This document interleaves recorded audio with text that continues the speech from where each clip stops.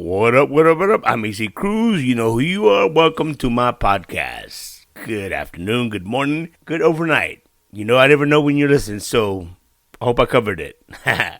Today's guest is a pretty incredible guy. Somebody that you would not expect to be a guest on the AC Cruz podcast. But then again, stranger things have happened, right? His name is Eric Schwartz. Eric Schwartz? Yes, Eric Schwartz. He is a nerdy, and he says this about himself, so don't get pissed off at me. A nerdy white guy, white Jew, who speaks fluent Spanish, man. It's crazy. Shit, he was saying words that I couldn't say. I mean, and I speak Spanish. No mames. He's actually a quarter-step Mexican. That's the way he likes to put it. Quarter-step Mexican. And you'll find out why in a minute. It is freaking, he is freaking hilarious for that matter. And I lucked out. He's coming to San Antonio, but after that, he's going to be all over Washington State, Albuquerque. He's going to be in Vegas. 6 shows in Vegas at the Life Factory. You know what? I have a schedule right here. Check it out. He just did a gig in Plano, Texas, and let's see here. May 25th, Cristobal, Texas. Is that Cristobal or Cristobal? Of course, Friday night, San Antonio at Sam's Burger Joint. And I got tickets to give away. Make sure you listen to this full episode, and I will give you the details on how I can hook you up. Now, it's just one pair, maybe 2. I'm going to ask him. And then let's see, he goes off to Sacramento, California. The dates in Vegas, that's 3 dates. The 2 shows a night in Vegas at the Laugh Factory. That's June 19th, 20th, and 21st. July 13th, Gig Harbor, Washington. Gig Harbor is south of Tacoma, about 20 minutes. Way south of Seattle. I love that area. So I know we got a lot of subscribers, listeners that listen to this podcast. I'm hollering at you, Boogeyman Gordy, in Vegas, and you as well, DJ Sas Sidalia. He's coming to Washington, so check him out. He's going to be coming to your town. Or you can always just go online and check out his website, ericschwartzlive.com. ericschwartzlive.com. He's got tour dates. He's got clips, funny clips. He's got merch. I want that shirt that says, I love that shirt. Shalom, cabron. Anyway, ericschwartzlive.com. So let's say we do this. Let's jump into it. This is me chatting with Eric Schwartz from SA to LA. And it goes a little something like this.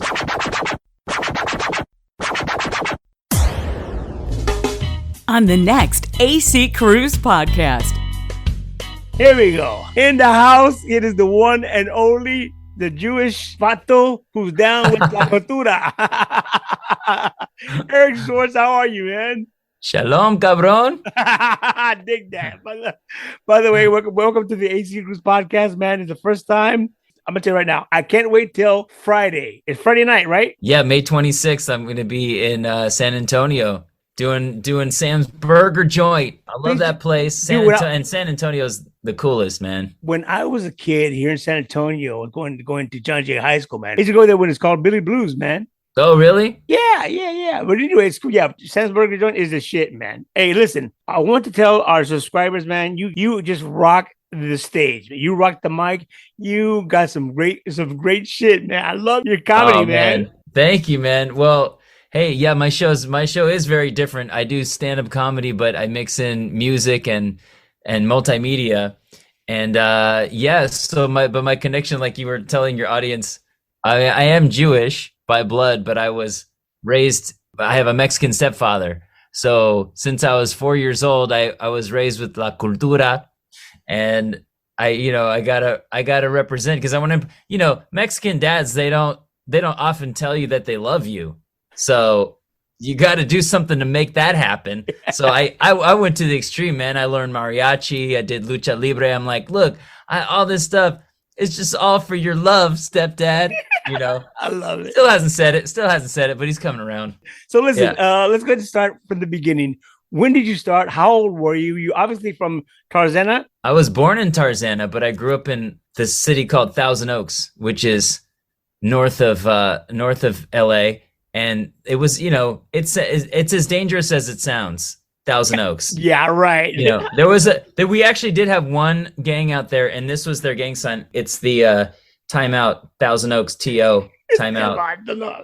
They didn't realize like their sign was like, stop hitting me. So listen, man, how old were you when you got started with comedy, man? When I got started with comedy, I was 19, but I started entertaining people professionally when I was 14. I spent all my bar mitzvah money on DJ equipment, and I started DJing, and that got me in front of crowds, in front of audiences, and like emceeing and that kind of stuff, and playing music. So my style now is kind of it's definitely influenced by that, because I use a lot of music, and I just love that feeling of like rocking a crowd, rocking a party, Sure. getting people to to get to that next level of uplifting. Like it's just a different feeling to get an audience up to that level. And I kind of look at comedy as kind of like DJing, where you're interacting with the crowd, and you're like, okay, what's going to take them to that next level of euphoria? And I kind of look at, I don't always stick to the script. I kind of go linear, I improvise, I go non-linear, and improvise, and just kind of like, I'm almost DJing jokes sometimes in my mind. Yeah. Now, do you have any siblings at all? Yeah, I'm a middle child. I say that I have one brother, one sister, and 4 parents. My parents are divorced and remarried, but that gave me a unique opportunity to become very well-rounded. And your brother older? My brother's older, yeah. Well, I figured out the math. He's a year and 9 months older than me, which means that my parents conceived me at his first birthday party. I love it. I asked my mom about that, and she goes, yeah, that sounds about right. I'm like, what about a first birthday party got you guys horny? We just wiped cake all over that guy, wiped it off of his face. Let's do another one. Oh yeah, Eric, does your brother dig what you do? Yeah, well, we used to DJ together. That was our business. We had a DJ business, and we were like teenagers, and we fought so much that our parents made us break up the team. And so, he DJ'd on his own, I DJ'd on my own, and I ended up doing a lot with DJing. I DJ'd all over I DJ'd in Jamaica and for spring break, and I did a bunch of entertainment industry parties, and it was fun. And what about your your sibling? She's not in entertainment professionally, but she's really funny, and so my family's like definitely supports the entertainment on both sides. Well, you know what? I really tripped out when you started doing your cultura cabron que. What did you say with the when I said shalom cabron, that comes from like when I was growing up, and in at Hanukkah time, my parents would say they would make us do this little rule. They had us count to 10 in Hebrew before we open our presents. That was our rule, because they want to make sure we knew the Hebrew numbers. So I would count in Hebrew. I'd be like, Echad, Shtaim, Shalosh, Arba, Chamesh, Sheish, 7, 8, 9, 10. I was confused, man. And that's where that phrase came from. Shalom, cabron. Man, I just love your material, dude. You're unique. Thanks, the fact that you did the auto-tune, that was freaking awesome, man. Oh, there was an auto-tune there was an auto-tune episode on Netflix. It was all about auto-tune, and they used a clip of my stand-up where I'm using auto-tune, and I'm like, oh, shorty. I'm like, dude, I sound exactly like T-Pain. And now without it, he sounds exactly like me. For sure, I like that. I like that as well, man. But that would suck if you went to his show and the curtain came up and it was me. You'd want your money back. You'd be like, thought it was T-Pain, not E-Pain. E-Pain, I like that. What about Smooth? How'd you come up with that, man? Smooth. Oh, that was I actually don't use that name anymore, but I used to go by Smooth E. That was kind of like a DJ name. It was kind of like a character, but Eric Schwartz did not sound good in a scratch. If y'all ready to rock or Eric Schwartz, nah. So Smoothie, like the drink, take a sip. You got to surrender to the blender. I'm the Jamba Jew. Jamba Jew, man. Listen, when you came through the ranks, we were talking a little while ago, you and I off mic, talking about some of the people that we knew, like Shayla Rivera, who's been on the podcast. And now you know that she's a NASA engineer, NASA scientist, man. Yeah. Yes, she's a rocket scientist. Yeah. So, comedy might be the only thing harder. But Shayla and I go way back. When I, kind of started in LA, we used to do this place called the Roomba Room. in Universal City Walk. And it was great. It was some of the coolest shows. And this guy, Ernie G, would put them on. And it was, Latino comedy that was the spot. That was the spot to go. And met everybody, every great, like I remember Joey Diaz used to do that room. I'm sure Gabriel did it. Felipe Esparza would do it. I mean, anyone that you've heard of that was doing comedy back then. This is probably early 2000s. It was great. Work in a room like that, does that make you work harder for the Hispanic audience? Yeah, well, like I kind of, you just talk about your life, and that's part of my life is my stepfather. And, my stepfather is actually a musician. So he taught me a lot about entertaining people and music for sure, which I use in my show. So, it's kind of like my truth. So I will say that the Latino community, fortunately, is very accepting of what I'm doing. Because I guess, and I hope that this changes over time, that somebody who looks like me, they wouldn't expect that I would speak Spanish, or that I would know about cultura, or I would know things that I know. But I just hope, because and I'm discovering a lot of it too. Like I didn't know, I still don't know a lot of things, and that I'm discovering when my parents live in Mexico. They live in Guanajuato, and I go down there and I learn stuff all the time. Like there are things that when I was a kid, my stepdad taught me Spanish through this process. It's very effective. If you ever want to teach somebody Spanish, it's called torture. Okay. Yeah. So he would say, I'm going to force you to say this tongue twister, or you got to eat this serrano pepper. Ah, la chingada. Yeah. So this is the word he made me say. He said, parangarikutirimicuaro. Yeah, I've heard that. Yes, I've heard that. Yeah. Go ahead. Yeah. And I'm like, oh shit. So I had to learn how to say that, and I got it ingrained into my mind. I was like, parangarikutirimicuaro. So I can say it perfect now. But I didn't think that was fair, because he made me say the hardest word in Spanish, parangarikutirimicuaro, but then he couldn't even say some of the easier words in English, like choose, what goes on your feet, choose. And he probably could say it right if he wanted to, because I'd write it down for him on paper, right? I'd be like, how do you say this? SHOES. And he would say choose, and I'd be like, all right, how do you say this one? CHOOSE. Shoes. There you go. I'm like, man, you're choosing to say it wrong. So, like, una pregunta, Eric. ¿Hablas español? Sí, hablo español. Demasiado. No tengo fluidez. Además, no tengo fluidez, pero estoy trabajando para aprender otra vez. That's great, man. That's freaking awesome. Have you heard any difference with the East Coast and the Texas Spanish at all? Because there's a difference. But... Yeah. Well, because Texas Spanish is Mexican, and then East Coast, there's a mix. There are a lot of Cubans, Dominicans, and I remember I was in Florida once, and I got in an Uber, and the guy was Cuban, and I don't think he ever closed his lips one time speaking Spanish to me. He's like, ¿Quiere que darle a la esquina? Que darle a la esquina aquí? And I'm like, dude, close your lips maybe one time. I couldn't understand him very well. It's hard. The accents are dead. What about the West Coast? Well, I feel like Texas and the West Coast doesn't seem too different to me. I don't know, maybe to you. Do you feel like it's different? Yeah, I do, because, for example, the West Coast, do they use the word raza?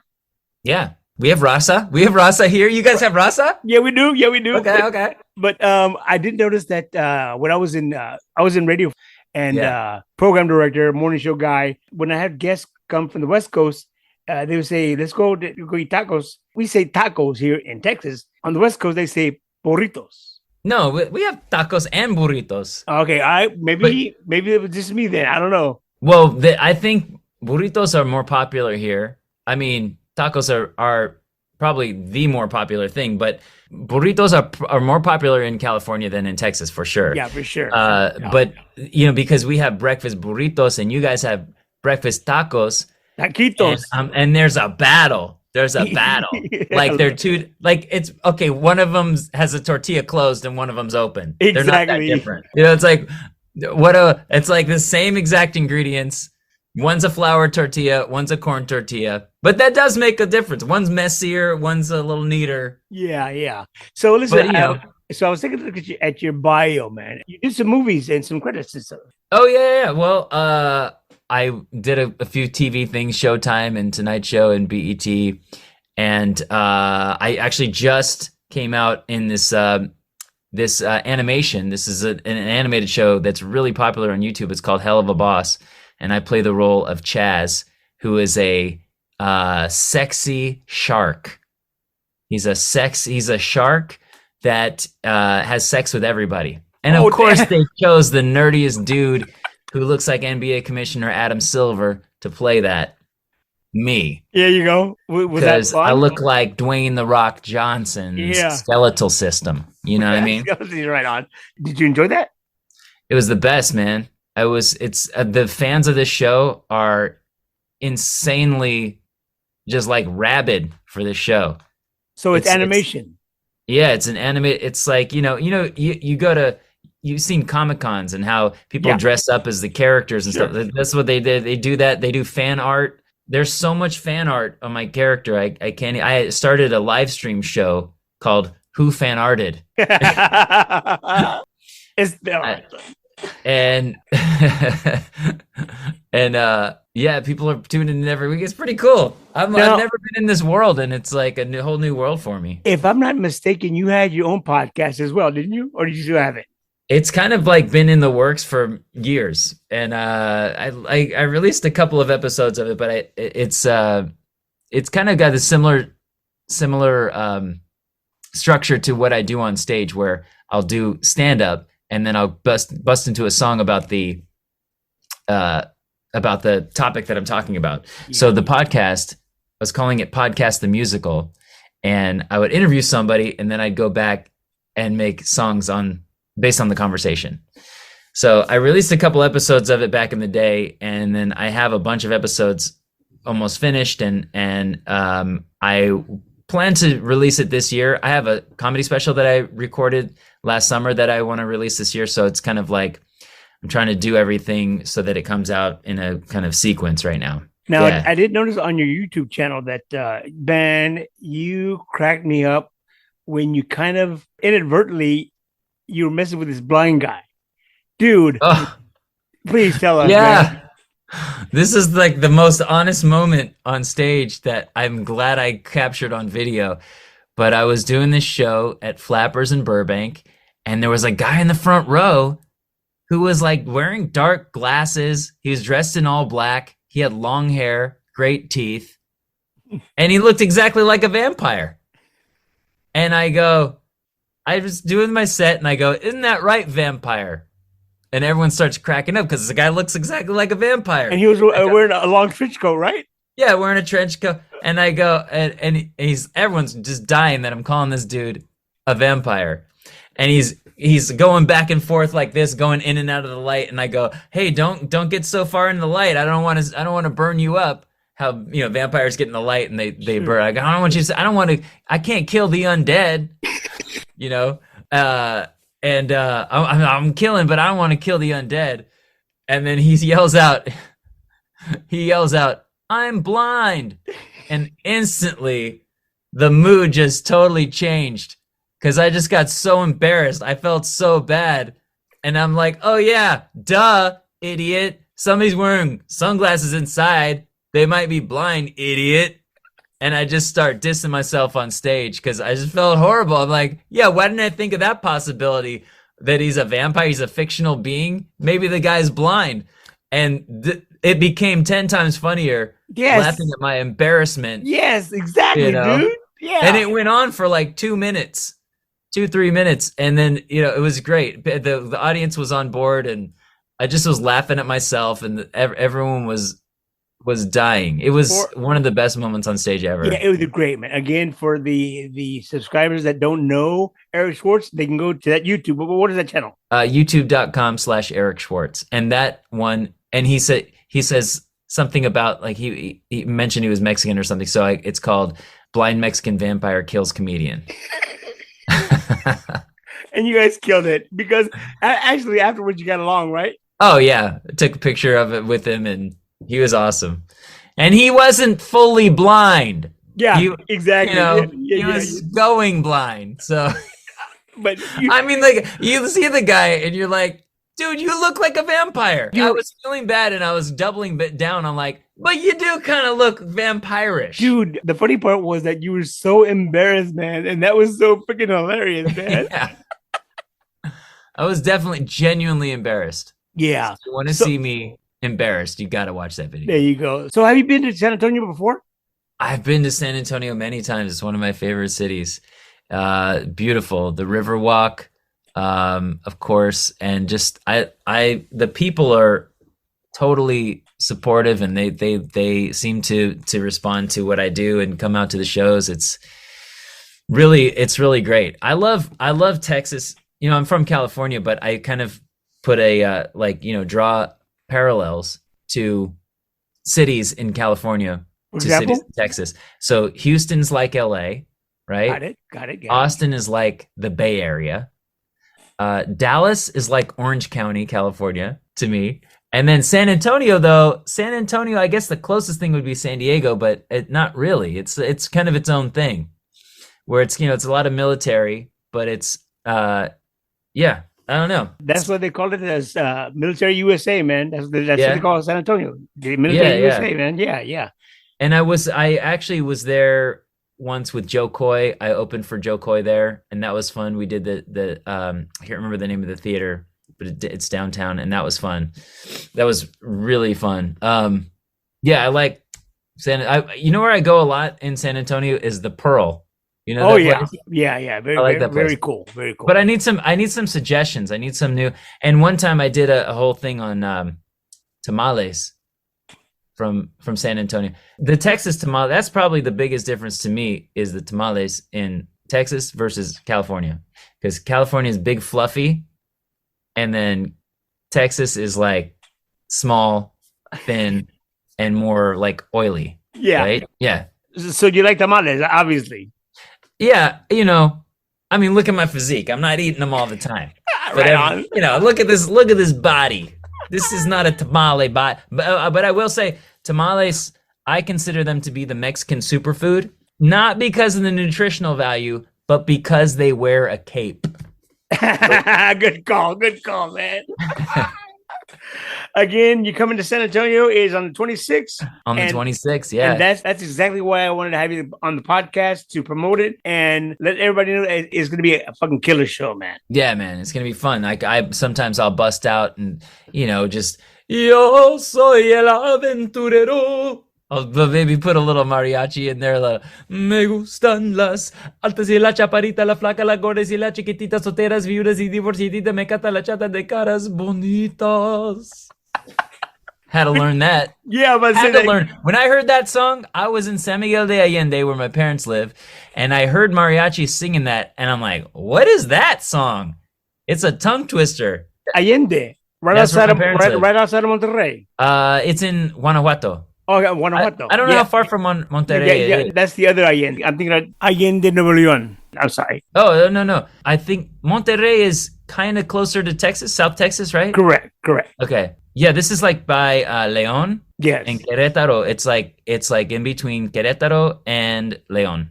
Do you like visiting Mexico? I love it, and I think it's a shame that there's so much negative press about the danger of Mexico, which is, I think, it's just like anywhere else where there's dangerous places, and there's a lot of. I feel so safe. Especially in San Miguel de Allende, I felt way more safe there at 2 a.m. than I did last night walking to my car in Hollywood. That was a scary walk. It was about 100 yards, and I'm like, oh my, I should be like a football player and run this 100-yard sprint. Speaking of Hollywood, do you ever play the rooms like the Improv? Yeah, I'm there next week. Yeah. Is that right? Yeah. Yeah, I mean, I've been doing it for a long time. So, I've done I do all the major clubs, and Laugh Factory I do the most. That's the one on Hermosa? No, that one is the Comedy and Magic Club. Right. The Laugh Factory is on Sunset Boulevard. Got it. And then there's another one in Long Beach, which I'm actually at tonight. And I go there a lot. I love that place. The place is great. Yeah. Well, cool, man. Hell yeah. Dude, again, I want to let our subscribers know that they're going to love your routine, because not only do you mix in the Espanol on a Jewish tip, man, it's just, I just think it's amazing, man. The way that you incorporate the two. Can I try something with you? Sure. Well, I don't know if you can hear music through the speakers, but let me try to do this. Let me try to set this up. You might have to cut some of this because it might be boring where I'm trying to set it up. I didn't plan to do this, but let me open up my iTunes. I love spontaneity, brother. I love it. Yeah, by all means. Let me see what I got. Hold on one second. I didn't plan to do this. That's all right, man. That's the beauty of it. Can you hear that? Yes. Like you can hear it well? Yeah. Okay. Hopefully I'm on beat. Let me see. Yes. That's on? Yeah. Okay, cool. All right, I'll tell you this story. Okay, so yeah, I do go down to Mexico a lot, and like I said earlier, I learn a lot from my stepdad, and that really long word that I talked about earlier, parangarikutirimiquaro, I do a comedy bit about that, and people ask me, they go, what does that mean? And I tell them, you may or may not know, but Parangarikutirimiquaro is actually a place. It's a city in Mexico, in Michoacan, that is known for a volcano that came up out of a cornfield. The lava went down into the cornfield, it roasted the corn, and that's how the first elote was made. True story. So when I heard about that, like I would get that song would give me, or that word would give me nightmares. That word would give me nightmares because I would imagine that word was my word in the spelling bee, and my stepdad was an evil teacher giving me the word. He was like, all right, bro, your word is parangarikutirimiquaro. And I'd be like, what does he get? Cat. Luck of the draw, man. Parangarikutirimiquaro. And I'd be like, okay, can you tell me the place of origin? Sure. Parangarikutirimiquaro. Okay, can you use it in a sentence? Puro pinche parangarikutirimiquaro. And I'd be like, okay, parangarikutirimiquaro. Parangarikutirimiquaro. And I was, you know what? I gotta make a song to teach everybody in the world how to say parangarikutirimiquaro. And this is how it goes. All right, here we go. Can you hear that? Yes. All right. Hopefully this is on the beat with all the internet delay. Check the story. From a remote cornfield in Michoacan came a fire-breathing, ugly, nasty volcano. It raised out of the land, rained fire like hell. Then all of a sudden, a delicious smell. When the fire rained down, it inspired the heat and roasted that corn to a tasty treat. Inspired a tradition tan grandote. Birthplace of elote. Parangarikutirimiquaro. Parangarikutirimiquaro. Alright. The villagers had all been displaced from their homes. All they had was butter, cheese, mayo, chile, and limon. Luckily, they all taste delicious on corn. The modern elote was born. They put it on a stick and served it around the town, and soon it spread around and it spread all up and down. Jarritos and glass bottles and nice cold raspados para always keep a steaming hot elote a mi lado. Un poquito pico pero tan rico el elote de Parangaricutico. Digo, un poquito pico pero tan rico, y si no puedes decirlo, te lo hocico. Parangarikutirimiquaro. Parangarikutirimiquaro. Bravo! Eric Schwartz! Fuerte aplauso! Yeah! Hell yeah! And I will recognize that my voice did crack. And it's early in the morning and I stayed up late. I'll own up to that. There you go. Right on. So let me ask you a question. Was that the first time you did that? The song? Yeah. on a podcast? On Zoom? Yeah. I don't think so. You've done it before? Yeah, I think I've done it before. Ah, shit. But when you see it in my special, there's even another level to it. Gotta love it. You gotta love it. Special, but hell yeah. A whole other level you'll see. Eric, I want to thank you for accepting my invitation. I want to thank you for making the time to join us, brother. Thank you for everything, man. Continued success. This is so fun. I feel so lucky to be on, and hopefully I'll see you on Friday at Sam's. Hopefully you can come out. Maybe you can give away a couple of tickets to your listeners. Sure, if that's all right, cool with you. You know what? I'll leave that up to you. I will give you 2 tickets, and whoever wants them the most, you decide.